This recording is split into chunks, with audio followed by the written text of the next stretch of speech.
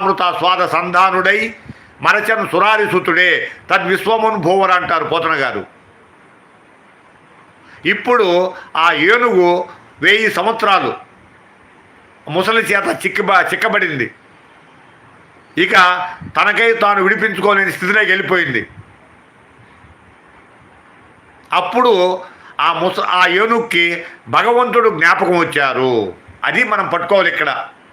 ఎవరికైతే మనం చనిపోయేటప్పుడు జీవుడు శరీరాన్ని వదిలిపెట్టిపోయే నాటికి మనకు భగవంతుడు మాత్రమే జ్ఞాపకం రావాలా. భగవంతుడు మాత్రమే జ్ఞాపకం వస్తే మనం వచ్చేసి మోక్షానికి వెళ్తాం.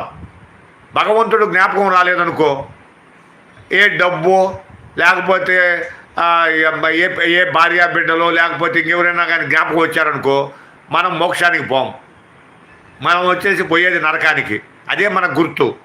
అజామి